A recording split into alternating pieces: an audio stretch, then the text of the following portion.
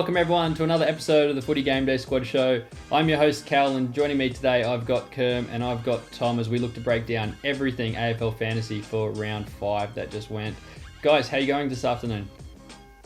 Good. Keen to get stuck into talking some round 5 footy here. It was a good round. Yeah, mate, and I'm excellent. We had the Easter long weekend, so much sport on, such great games across all different codes. If you're a Boston fan, represent, let's go. Absolutely. Tigers last night in the NRL, mate. The list goes on. So many classic NBA games. What a week of sport, and I can't wait to get into this review. Yeah, absolutely. If you're into your NRL, make sure you check out all the stuff that the guys are doing on the other side, the rugby league side of GameDay Squad, which of course is the reason we're here, is Australia's first and currently only fantasy sport platform built using blockchain technology. So we've got a rugby league and a footy game, of course, and we're here to talk all about fantasy, guys, because I don't really want to talk much about round 5 because, as you know, I didn't have the best time. So I want to quickly move straight into the first segment we cover, which is what we got right, what we got wrong. So I believe, Kerm, you're going to kick us off this week. I am. I will kick us off here. And what I got right was holding on to Sean Darcy and my rolling dream team. It was a tough decision, actually. I was going to bring in someone like a Max Gawn who has been on a bit of a hot streak, but I decided to hold with Sean Darcy for one more round, and he finished with 114 GDS points. He finally fired. So a healthy Sean Darcy is a good recipe for fantasy and Freo as well. And what I got wrong, and this is going back to the preseason previews we were doing, was I was actually quite high on Port Adelaide going into the season. I had them making the granny going into the season, and I'm here to put my hand up and say that I got that completely wrong. They just look... Cal, I'm sure you're going to talk about it as well, but they look absolutely gutless right now. I was going to avoid the whole topic myself, just hope that it didn't come up. But... It's a farce. I haven't seen a Port Adelaide team like this. They've never gone 0-5 off the start before, so the numbers are backing it up as well. But is there time to turn it around? I'm not sure they've got the form right now and the players on paper to do that. It's a no from me, Kerm. Yeah, I can't see it happening now, and I'd love to hear your thoughts, Cal. Yeah, it's tough. Put him on the spot. I love this. Come on, mate. He doesn't want to talk about it. We're going to force him to. I don't. It was bad enough. I had family friends up here from Victoria watching the game. Mum and dad, Carlton supporters, and they were banging and carrying on the whole game. I had to listen to it. I'm like, just keep my cool. Try not to lose it. And all of a sudden we started coming back, and I'm still keeping quiet. And then, fell short. And I was very, very disappointed. Had to get out of the house. It was quite frustrating.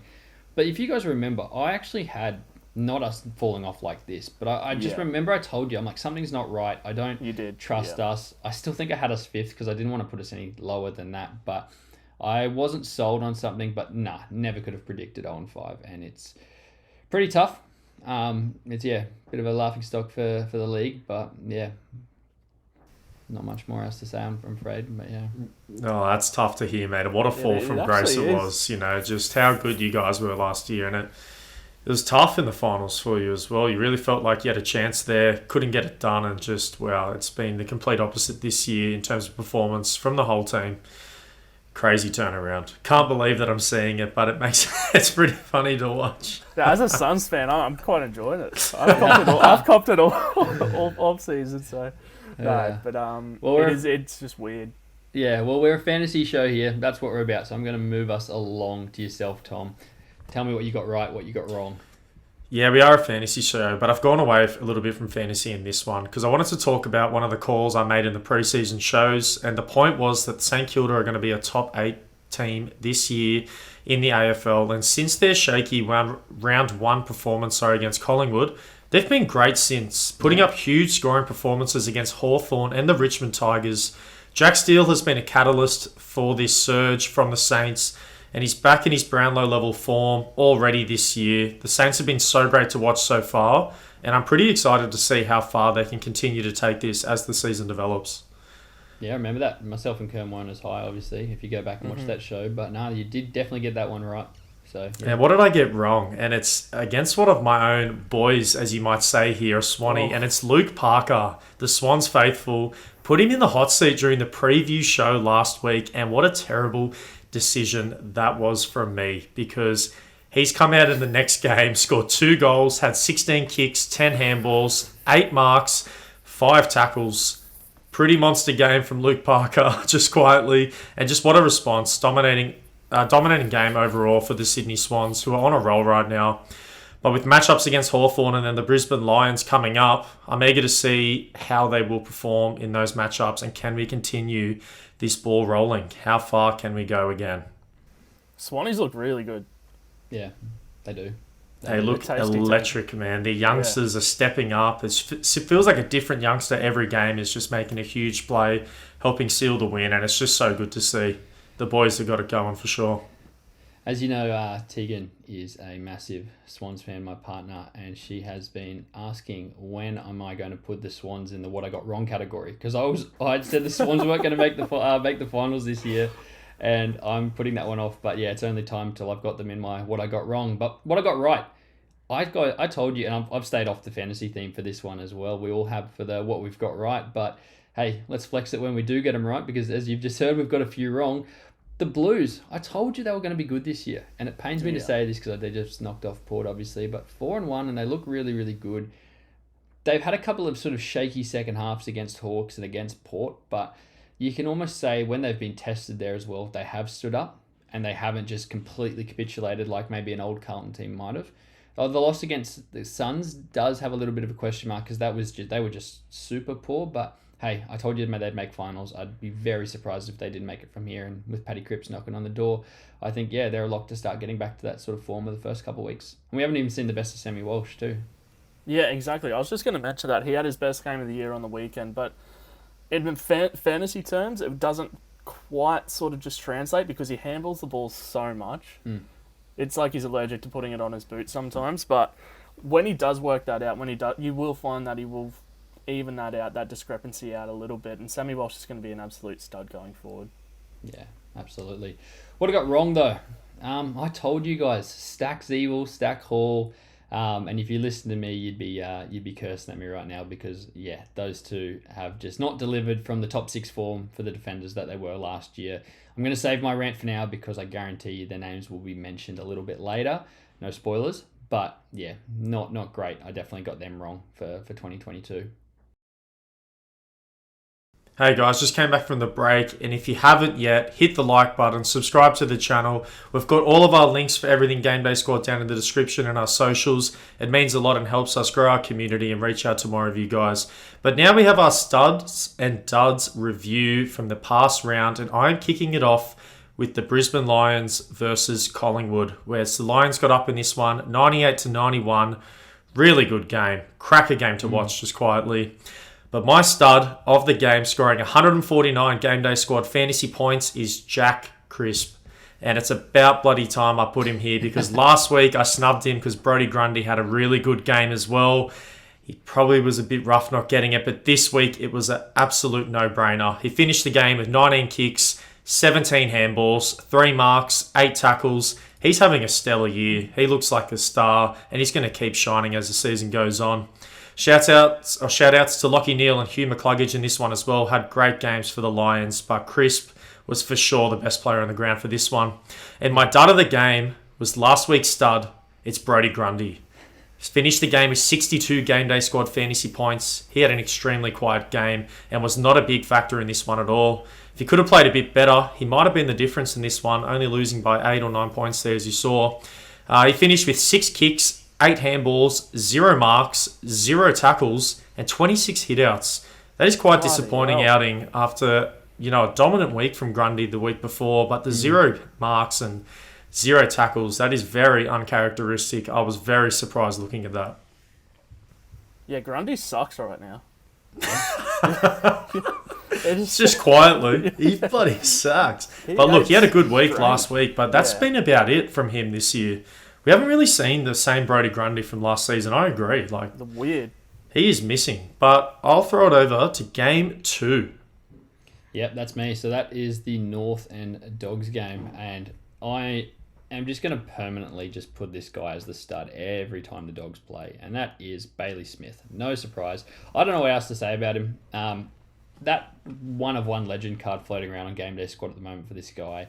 Bloody hell. Maybe the hottest property. So It got me thinking. I wanted to throw to you, Kerm. I put you on the spot last week. I want to put you on the spot again this week. You did a blog for us on GameDaySquad.com.au, which, by the way, if you haven't checked out, please run over, have a check. There's some great content that we've whipped up. Everything AFL Fantasy, a lot of sort of pre-season predictions and lists and things like that. And one of them in particular was your best 23 under 23 players, Kerm. Now, you had Bailey Smith at 6th behind Walsh, Norton, Brayshaw, King and Wiedering. My question to you, is he in your top 3 yet? Yes. Absolutely yes, 100% yes. He'd be straight up there, and we're going to actually review this 23 under 23 in the mid-season, and make amendments as it goes along. So yeah, that's a little sneak preview for you guys that are keeping involved. But yeah, look for that. But yeah, I can definitely cement Bailey Smith in the top 3 of that team. Lovely, love it. I'm very excited for that. This is news to us here. Do you have someone on the top of your mind at the moment who's been a big faller from that 23 list of yours? Can you think of someone off the top of your head, or have I put you on the spot too much there? Norton hasn't really replicated his form of last year. And he's still that dynamic marker that can contort his body and do crazy things in the air, but his goal kicking's really, really let him down so far this year. And when they leaned on him a lot last year in terms of goal kicking to get results. And I think it's not a direct translation to what Western Bulldogs have been producing, but it's got to be a factor because he's such a dominant player in the air and such a great target for him. But if he's not kicking goals the way he should be, his set shots have just been atrocious. So Norton for me will be falling a little bit. TBD how much he will be falling. But yeah, Norton. Stay tuned, huh? Spicy. Love that. Jeez, I'm excited. Make sure you are following us on GameDaySquad.com.au. Then we've got subscribe there. You won't miss any of the blogs that go out, and of course our Instagram page, our social medias, Facebook, Twitter, the whole bunch. You will see it, and make sure you are following along. I'm sure we'll talk about it here on this channel as well. So, like Tom said, hit that subscribe button, and you won't miss it. Someone who was a dud in this game. The real dud, or the real answer to this question is North Melbourne for ruining yet another Good Friday game. But again, fantasy show, I have to give it to a person. So I'm going to give it to 2. Zeeble and Hall. I told you guys 2 different reasons. I've told you them before. Hall went and did his hammy, 64 points, 43% of the time on ground. So he was barely on the ground, did his hammy, was playing okay. So a bit That's stiff, mate. That's so stiff from you. But I'm going to pair these 2 up together because, like I said at the start, I have been pairing them up all along. The real dud is Zeeble. 56 points, only 7 touches. Time on ground, 86%. This isn't his first stud of the year, and if it wasn't for Hall doing his hamstring, he'd be in serious, serious trouble of dropping out of my rolling dream team in the preview show. So, yeah, I might still do it. I might just get rid of him just because I'm so annoyed at him, but we've only got our 2 trades. We follow our GameDaySquad.com.au rules. Jeez, I can't speak this afternoon. Sorry, guys. Yeah, follow our rules. So, yeah, I can only get rid of 2 of them. So, yeah, wait to see if I do that, but definitely the biggest dud on that game. Yeah. And Zeeble doesn't even know where he's playing right now. He spent a lot of time up forward. That's one to watch, see where he lines up going forward. But I'll take us into Game 3 where Tom Swanee spanked West Coast 121 to 58. Did anyone see the score at halftime? Just quickly. Yeah. I didn't think the North game. I thought the North game. I'm like, no way it'll get worse than this. And then you guys are up 50-0, and I was like, all right, thanks for ruining Friday night footy. Sorry to cut you off there, Kerm, but I just had to flex a little bit on the camera. But keep it going, mate. I want to hear your start of the game. You could handpick so many studs from the Swannies here who could slot straight into this, but I lent the way of Isaac Heaney, who had 16 touches, 3 goals, 8 marks, and 6 tackles, which gave him a GDS score of 122. He's been so good this year. He's got all Australian written all over him. Could be he's just as cemented as the next bloke for me. But yeah, a lot of shout-outs to be given. Luke Parker, he was best on ground by the umps, and he pretty stiff not to be my stud of the game, to be honest. But Peter Adams as well came in and did a good job in the ruck. Callum Mills, solid as always. Errol Goulden, absolute young star. He's going to be so good for so long. But the only West Coast stud I had was Alex Witherden. He was the only one who showed a little bit of ticker in this game for me. But moving on to the duds where there's so many of them, I was really disappointed in the way where Shannon Hearn played. He's been a fantasy relevant player for a very, very long time. And with McGovern out, I thought he was really going to step up and have a big game, but he only finished with 75. And Tim Kelly, Elliot Yeo, first games back, because it might be a bit harsh to call them duds, but they were nowhere near where they should have been as superstars of the club, who really, really need them right now. They were nowhere near where they should be. So West Coast still struggling. Will they bounce back? TBD. Isaac Heaney's a gun, and he's very good looking. They play Port this week. So one of them will get a win. Yes. Well, unless they draw, of course. Yeah. But yeah, no, I'm not looking forward to that game. No, that's gross. How do you make a bad season even worse? Lose to a team that is not AFL ready in West Coast. Yeah. Or maybe they draw now. Maybe you've jinxed it because you've said one of them will win. Yeah, I know. Hot tip. To be decided. But game 4. Hot tip, gamble responsibly. With game 4, boys, that is me. And it's St Kilda versus the Suns. The score for this one was 87 to the Saints, 61 to Kerm Suns. Yeah, a bit of a tough day in the office there. But my stud of the game is my boy. I'm going to claim him. It's Jack Steele. He had 129 Game Day Squad fantasy points in this one. And it's just so good to see him dominating the game the way that we know he can and contributing to the early success of the Saints this season. He finished with a line of 14 kicks, 13 handballs, 7 marks, 6 tackles, and had 21 centre bounce attendances. Rowan Marshall as well in this game. Had a really good one. Bit stiff to not get it, but gave the edge to Jack Steele. And my dud of the game is Levi. You have to get him in where you got him. I know, bro. I have to give him a shout out. For all of those who don't know, didn't see our pick. Yeah. He's starting to come good. He is definitely starting to come good after his round 1. It was a bit shaky. But the dud of this game, Levi Casbolt. Just quickly, 50 Game Day Squad fantasy points, and he played every single second of this game. Very surprising. If I go through his line here, 5 kicks, 4 handballs, 4 marks, 1 tackle, and kicked 1 goal in this one.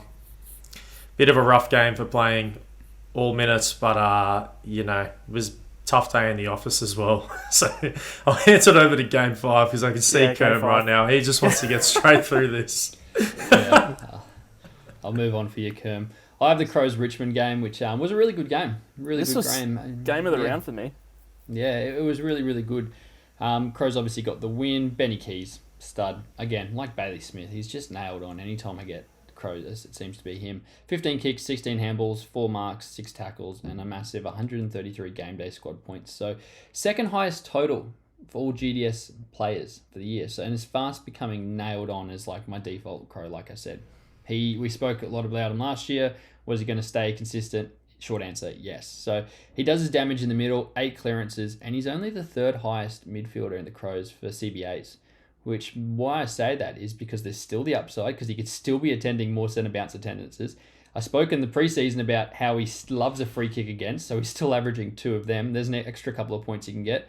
And he hasn't been hitting the scoreboard. He's only scored 1 goal all year. So few areas where he could take his name to take his game, I should say, to that absolute elite level, and that's how he does it. So you said there's more upside to Ben Keys. I know, he has been on fire, which is scary. Yeah, and Sloaner's out now. Yeah, ACL. So we will come back to him because he is a special treat at the end of the show. Stay tuned. But yeah, my dud, Shea Bolton, 65 GDS points, 9 kicks, no goals, 5 frees against. And it's just made a poor start for the guy even worse. So it was the lowest score for the year. And he averaged 90 GDS points last year and 65 lowest, hasn't been able to hit it. It's not good enough for someone that was the 7th highest Tiger last year. And yeah, if anyone's still been holding on to him in your team at the moment, I don't know what you're doing. Please get him out because he doesn't look like turning around anytime soon. Please get him out. For all of us, please get him out of your team. I'll take us swiftly onwards to Game 6, where Melbourne met GWS, and it was another drumming, 120 to 53. Smacked them, sent them packing. And my start of the game was someone I stuck a rocket up a couple of weeks ago because I was questioning whether Luke Jackson and him could mix, but Maxi Gawn has absolutely just turned.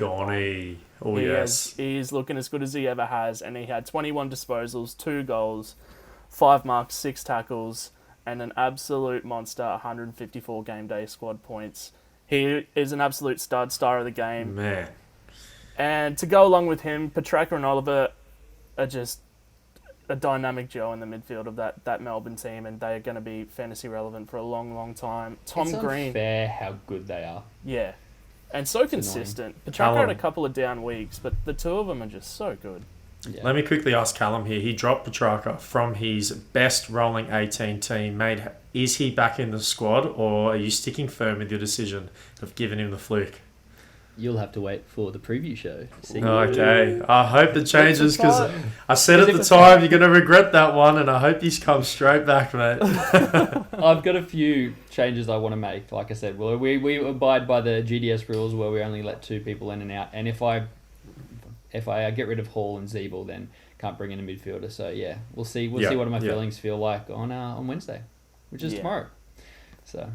And for GWS, there were a couple of studs as well. Callum Ward turned back the clock and had an absolute blinder, 34 touches. Young gun Tom Green had a monster. I think he had 13 touches in the fourth quarter alone, and took his score to a must.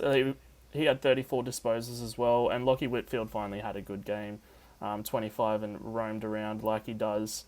For duds, I had Alex Neil-Bullen, who has been sort of fantasy relevant this year, weirdly. He's had some good scores, but he only could manage 72 points this round. But GWS just don't look like... Josh Kelly had a good game in real life, but fantasy-wise he didn't. He had 21 handballs, but 33 disposals overall. Josh Kelly's been up and down. Some other fantasy-relevant players like Adam Kennedy, Bobby Hill, the young players you want to be looking at, debutant. Phil Callaghan only had 13 touches as well. So just some mediocre scores, but fantasy relevant wise, it was a really good game for fantasy scores. So yeah, duds and studs for this game, done. Yeah, nice. Great little breakdown there, mate. And I'm excited for this next one. But quickly go with your point, Callum, if you want, because this is going to hurt, this next one. Nah, we'll skip game 7 of the round. I was going to say Toby Green is back next week. He is back. Looking forward to that. So we'll touch more on that, I'm sure, in the preview show. But some glimmer of hope there for GWS fans. Yeah, hopefully he can pick them up. Definite leader on the team, and they really need him out there right now because they're looking a little bit lost while they're playing. But we'll forget about GWS, and we're going to go to Carlton versus the Port Power. The game score for this one, 94 to Carlton, 91 to the Port Power. It was a nail-biter. It was really close. What a fantastic game, just quietly. Callum, I know you're on the wrong side of it, but it was still a great game to watch, irrespective. My start of the round, though. We spoke about him before. Kerm, it's your boy, Sam Walsh. 129 GameDay Squad fantasy points in this one. Had his best game of the year so far. He's that guy. He's literally just that guy. He's lined for the game, 12 kicks, 26 handballs, 3 marks, 6 tackles. And I was just looking at that and I was like, if you convert some more of those 26 handballs into kicks, this game goes to around that 150 range, which is just ballistic. Great game. But irrespective, still got the 129 with that. And shout out to Ryan Burden. Close second. Probably tough not to get started this game as well. Had a really good outing. But my dud of the game with 28 GameDay Squad fantasy points in this one is the next Swanee, so it hurts a little bit. Love this guy. He's Aliir. He has a good game. He plays a particular role for his team. He is the lockdown defender. I do understand that, but pretty much played the whole game and had a line of 5 kicks, 3 handballs, 2 marks. Pretty quiet one. He had a big task ahead of him in this one as well with Mackay and a lot of great forwards for the Blues, but 28 to finish, not so good. He wasn't match ready. Like, he has been rushed back into that team, and you could tell. Yeah. I've said it before. He's our best player for his position in the league, and he did not look like himself. So, hopefully it's just some match fitness catching him back up because, awesome to see him up and about because he's so good to watch. Love watching him play. So, can I quickly move on? No, yes. We'll finish that one up. Thank you. You can move on, mate. We give you the all clear here.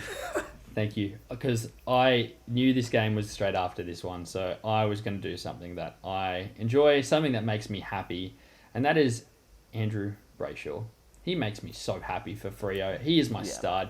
He's my number 1 young gun list, and we can talk about him and Walsh and Bailey Smith, and sometimes I go back and forth between Smith. But yeah, this week he's my number one. I change him all the time, and he was bang again on Sunday. 141 GDS points, 15 kicks, 19 handballs, and another goal. And what I'm really liking about him, and I'm sort of seeing in his progression, is he does hit the scoreboard. So he's hit the scoreboard in every single game so far this year, which is the difference from, we talk about a good midfielder, like a Ben Keys, to a great midfielder, like a Petrarca or a Bond or something like that. Well, let's He's say on his way to good that, to elite. Let's not disrespect these Ben Keys, because he has been all right. Great to really elite. good. Your legend level tier to your Love diamond that. and platinum, to use some GDS references. But yeah, it's insane. No. He's now the highest GDS scorer in 2022. So he is having himself a year. Wow. Makes Freo so watchable, which man. so many years they haven't been. I actually look forward to watching them play. And yeah, massive stud in Freo's big win over Essendon. On the other side, Jordan Ridley, someone you've spoken a little bit about, Kerm. Potentially we said maybe a bit unfair. I think it was the fantasy community hyping him up, but for good reason, right? So he averaged 96 GDS points last year, which was the 7th highest for the Bombers. And this year he just showed why it's just been disappointing. Only 17 touches, no tackles, and just had no influence on the game, 72 points, which is his second lowest for the season and in a year that he really hasn't fired a shot yet. So yeah, bit disappointing. It's as much as the weekend's result as it has been for the season. But yeah, Jordan Ridley, my dud of the game. Yeah, he's not hit the straps that many were looking for as fantasy coaches. But I'll take us into Game 9, which is the last game here. And Hawthorn, I don't know if this is an upset anymore, because Hawthorn have been looking pretty good and Geelong haven't been looking the way that Geelong should be looking. But Hawthorn beat them 92-80. It was a really good game to watch and a really good fantasy game as well. And my start of the game was Sick Dog, James Sicily, who had 9 marks in the first quarter or something like that? He was on fire. He was on 60 GDS points, if I'm estimating. Ridiculous. By the first quarter. Crazy scoreline so early in that one. 26 disposals, which 22 were kicks, 15 marks for the game, and he had 139 GDS points to go with it. So Sicily was an absolute monster down back for them. And some shout-outs to John Newcomb. Joel Selwood actually had himself a good game as well. He bounced back with 10 tackles, 26 disposals. And another All-Australian call I might make in this pod, which might be a little bit risky, but Dylan Moore is so good. He had 4 goals. Welcome.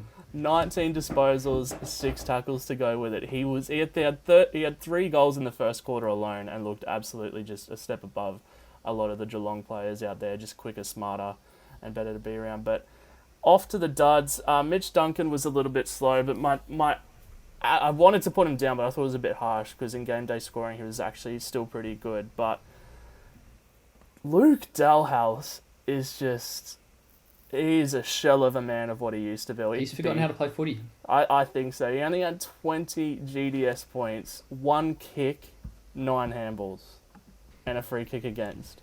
That's rough, but you know what? Who I thought you were going to say there was Patrick Dangerfield. I thought he had a bit of a quiet one, but I'm glad you didn't go there because I love Danger. So thank you, man. Yeah. Thanks for saying that. No, that's okay. But Dalhouse, I don't think, even if you've got him, is he discard worthy? Good point. He might be. If you were to pack him, what are you going to do with him? Was he the sub though? On the weekend? No, he was the interchange. No. Because I saw him on the bench a bit. Yeah, I don't think he was the sub, but yeah. Just wanted to he's on the bench for other reasons, yeah. Yeah, he might soon be the sub, but It's a great point, Kerm, and I want you to hold that thought, guys, because, like I said, I've got something for Rory Sloane. Yeah. You can swap out his name for Dalhouse, it works the same. But yeah, keep that and we'll stay that tuned. Sounds good. We'll wrap up studs and duds there. Obviously, we've gone through all the games there. But yeah, we're getting to the point now where having a few of the same names recurring, I should say. So by next week, I'm going to sit down, I'm going to have a tally. We can see who's dud of the year and stud of the year and see if we can get a rolling tally of how many times everyone's been said. So yeah, I'll make sure I include that for next week. Thumbs up for that. So yeah, thumbs up if you like that idea, guys. Let us know in the comments if we have missed anyone for studs or duds. Alrighty, Kerm, we have just fact-checked, and it wasn't Dalhouse that was the sub, but I'm not going to try and say the name of the person who was, because I've stuffed this up multiple times in this recording. Would you like to tell our listeners who the sub was? It was Jake Collar-Jasny. I promise I know who he is. I just cannot say his name in this moment. But we're going to move on to something we haven't done in our review shows so far, something that we've been waiting to do. And that's have a look at who the rolling All-Australian GDS team is. So what this is and what you can see here on the screen, it's the top 5 performers for the midfielder, the top ruckman, the top 6 backs and forwards, and then the next ones on the bench there you can see. But if the season was to finish today, this would be the highest scoring team you could possibly have in GameDay Squad. Now, going forward, we're going to talk a lot about the players that are moving in or who's dropping out and things like that. But you guys, I only just showed to you this just before we started recording before, so you haven't had a whole lot of time to go through and actually have a look at this list. But is there anyone on the screen there that you're surprised not to see, or potentially someone you're surprised to see? Yeah, I'll jump in here because I was thinking about this and I looked at this list and Tom Mitchell is not there. And it's just, if you think about the past couple of seasons in AFL Fantasy, Tom Mitchell is a name that comes out of everyone's mouths. Everyone wants a piece of him. But with Hawthorn's success, it feels like it's been his downfall a little bit. Not relying on him as much, playing much better team footy. Obviously, we mentioned more before, killing it. Having a great season so far as well. But where is he? It just seems so surprising that we're looking at the best midfielders and Tom Mitchell is not there. So Don't want to say I told you so, but... Told you so. I told you so. There we go. That was a risky one. I didn't have him in my my lock of the year in our Hawthorn show. There's someone that you'd have bang on in your team. And you guys were like, you really want to do that? I remember I was like toying up. You made me doubt myself, but I stuck with it. But yeah, no, he's a good one. Worth pointing out, this is total score, so not average. Yeah. Otherwise, you'll see Bailey Smith is not there. He's our highest averaging player, but he's not on there because he missed, obviously, round 2. Yeah. What are your thoughts, Kerm? There's a few of those names that you could talk about, like Took Miller not being in here as well. And it's, as we said, this is like rolling team. He could make his way back in there, and it is total points. But it just makes you wonder, like, going into the season, Took was as cemented as a top 3 mid in my mind as anybody else. So it's just it makes you open your eyes a little bit because you got Errol Gould and Dylan Moore here who barely even got a mention in the preseason. So yeah, it's a nice little interesting slide we got here. And I guess I'll make one more point on top of that as well. Looking at the ruckman position, and we just spoke about Max Gawn, how well he's been playing. And the week prior, he was also the start, had about 140, 150 this week. And look who is beating him and starting. It is Mr. English himself. He is having a really sneakily good year. I don't think people are talking about how good he's been enough. Yes, the Dogs are insane. Their midfield is amazing. They're going to clean up all of his mess, but he's killing it. He's having a great season, and it's so funny to, first of all, not even see Grundy there and to have Maxi Gawn on the bench. How good from English. Yeah, I've got something on that in just a moment's time. But yeah, you've taken the words out of my mouth about Errol. I'm very surprised to see him on there. He was someone that was fantastic for the Swans, and I got to see a fair bit of him. Being a Swans member last year, and I tell you what, I do miss going to a game of footy where the team would win that I was half supporting. But he was awesome, and I kind of said I thought there'd be a big dip from those second-year Swans players, but as you said before, they've come back even better, and they're scary good. So we'll keep an eye on this as it continues to evolve. But we're going to go into our final segment of the show, which of course is buy, sell, hold.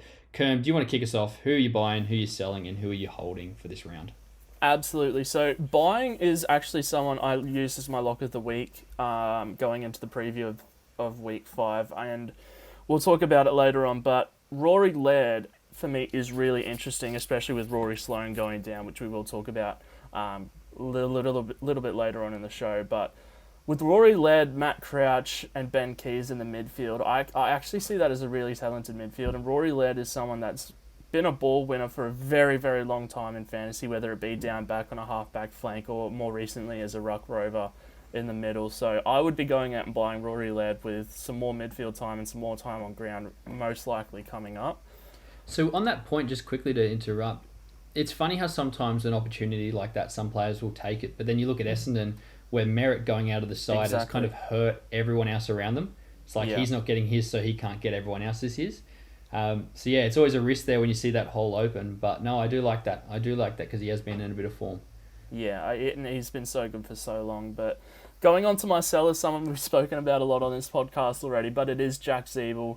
He's been a great servant for North Melbourne through a tough period, but fantasy-wise, he's just so inconsistent for me. And he had a really good year last year. He's had really good fantasy seasons in the past. But at 31, I'm going to be selling and not looking back at all. So, Jack Not Zeeble, a good day for a Zeeble, hey? No, wow. you don't want to be. Yeah. I was just thinking, it was only 2 episodes ago we were cheering when you finally brought, was it Zeeble or Hall into your team, so you finally had both of them, and we were like, yeah, about time, and now here we are celebrating them on the way out. Yeah, I jinxed them. Me putting them in my month. team was the death of their fantasy production. I'm sorry, guys. Yeah. And I'll be holding one of my favourite guys. He's another defender. It's Jaden Short. And Great pick. yeah, last week's game versus Adelaide, it just didn't really work out for him. And game plan-wise, it really didn't suit him. And he struggled to impose himself onto the game. But he's going to be in for some really big scores and filling that void of Bashar Hooley. So he's going to be using his legs. He kicks it a lot. He's got one of the best kicks in the league. And he's going to be a fantasy stud for this season. So hold on to Jaden Short. And as we saw before, he's the leading defender. So even after a quiet week, he's that far ahead of the competition. So, yeah, nice. And you were big on him early, so congrats again for that, Kerm. Tom, who have you got? Yeah, we spoke about this person, or actually Kerm gave him a shout out in the Swans and West Coast game. The only one that had a crack for West Coast, it's Alex Witherden from the West Coast Eagles, and he's my buy player for this week. His performances have been flying under the radar for fantasy so far. He hasn't had a performance this year where he has scored under 100 GameDay Squad fantasy points, which I thought was very impressive. I hadn't really noticed that as the weeks have been developing and going on. That's some serious consistency. And if you're looking for a backman right now and you need someone to fill in a spot, fill in a void, this is your man right here. Go pick him up. Anyone that's taken out Hall or Zeeble, there you go. Instant I love that eh? pick. He's been sneaky good in the past as well, but you sort of look at him and go, ew, Alex Witherden. But no, I really like that pick now. Oh, yeah. Oh, yes. And if you look at, West Coast form, how well you think they're going to do this year and how much ball's going to be in that back line, he's going to continue to eat up. He's going to continue to put up big numbers. But I'll get into my sell here, guys, and we just touched on him. It's Tom Mitchell. It is time to sell if you want to receive the best value out of your Tom Mitchell. The set and forget fantasy start over the past couple of seasons is not producing the fantasy scores we've become accustomed to seeing from him. As I said before, Hawthorn are playing some really good footy, and they're going a lot deeper into their rotation now and getting great production from these players who are heading onto the pitch. And Tom Mitchell isn't that guy. He's just not carrying the team, and unfortunately, the reality of him not carrying his team is that his fantasy numbers are down, and I don't see this changing. As Kerm said, is it now a surprise when Hawthorn win? I don't know. They keep winning, so we'll see how that goes. And my hold is Jordan De Goey. He's had a couple rough weeks, and then he's had a couple weeks where he has been a monster, a fantasy star. If you can sort of look at his matchups week to week and sort of figure out when you want to be playing De Goey and when you want to take him out, you will get the best value out of him.